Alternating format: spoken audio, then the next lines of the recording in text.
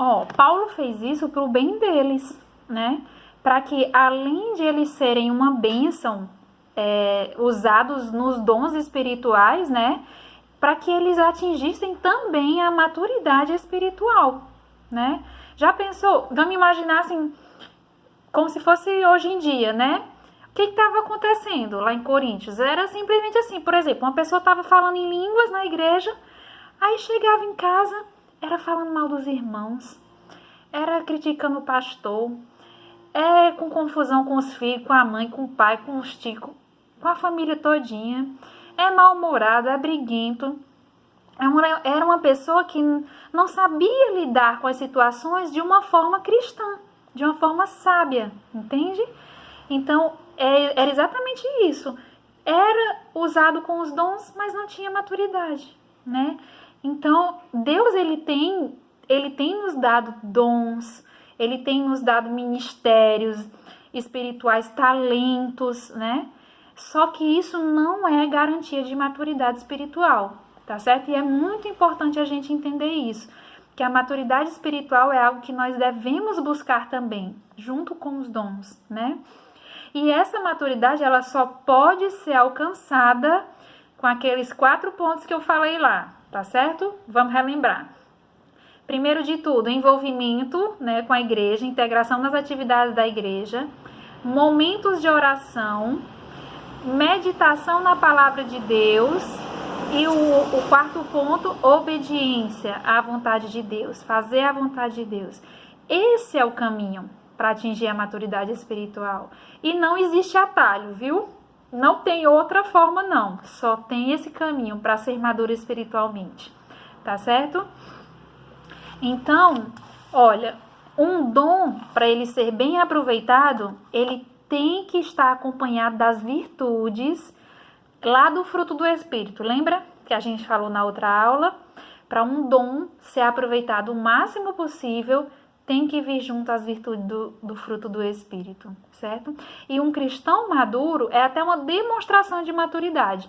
Um cristão maduro, ele deve buscar não somente os dons, certo? Mas também se desenvolver, ter o desenvolvimento espiritual, uma vida de comunhão com Deus, né? Íntegra, como é que eu posso dizer? Uma vida santa. O que é uma vida santa?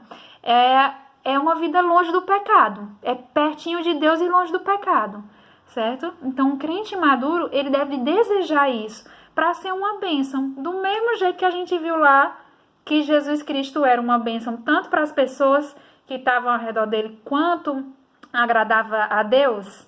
Pronto. É isso que a gente deve desejar. É crescer fisicamente, mas também espiritualmente. Amadurecer, tá certo? E essa experiência de uma vida ajustada com Cristo, né? Ajustada é andando assim, bem lado a lado, né? Uma vida ajustada com Cristo, ela envolve saber, ver, ouvir, entender e reagir de forma adequada às verdades espirituais. Então, mais uma vez, 4 coisas, tá certo? Para ter uma vida ajustada a Cristo, né? Uma vida espiritualmente madura, isso envolve ver, ouvir, entender e reagir, ou seja, falo de ação, de atitude, né? Reagir de forma adequada às coisas espirituais, às verdades espirituais, tá certo? A pessoa imatura espiritualmente, ela olha, mas não vê, é como se não visse, entendeu? Ela ouve, mas ela não entende. Então, ela está sempre perto do florescimento, mas nunca gera um fruto. Dá para entender? Mais ou menos. E aí entra testemunho que eu disse que ia falar para vocês, né? Eu fiquei pensando, meu Deus, isso são coisas tão profundas, tão espiritualmente profundas, que eu fiquei, será que isso é para os meninos? Será que eu devo falar isso mesmo para os meninos? Porque eles são tão jovens ainda, são tão novinhos, será que eles vão entender essas coisas? Mas Deus falou comigo a respeito disso, acredita? E eu vou falar para vocês, quando chegar no último ponto da lição, eu vou dizer exatamente o que Deus falou, tá certo? Mas só para vocês entenderem, para relacionar os dons espirituais com a maturidade espiritual, né? O que é que existe uma ilustraçãozinha que o autor traz, que é mais ou menos para a gente tentar imaginar como é, né? Os dons com a pessoa que não é madura. Ele fala assim, de que serve um carro super potente nas mãos de quem não sabe dirigir? Ou então um avião com a máxima tecnologia da aviação nas mãos de quem não sabe pilotar? Não faz muito sentido, né? E agora imagina o contrário, um carro, o máximo, carro todo com tecnologia e tal, nas mãos de alguém que sabe dirigir bem. E também o avião, nas mãos de um piloto super experiente. Não é totalmente diferente, né?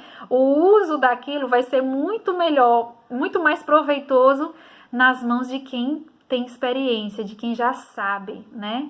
Então, ele usa essa analogia. Para que servem os dons espirituais na vida de quem não tem maturidade para exercer? Agora, imagina o contrário. Imagina os dons espirituais, algo sobrenatural, poderoso, na vida de um cristão maduro. Alguém que tem uma vida de comunhão com Deus, de obediência a Deus. Imagina o poder disso, né? O poder sobrenatural que isso vai ter, né? Então, ele quer que a gente reflita sobre isso para que a gente entenda a importância da maturidade espiritual, do desenvolvimento espiritual.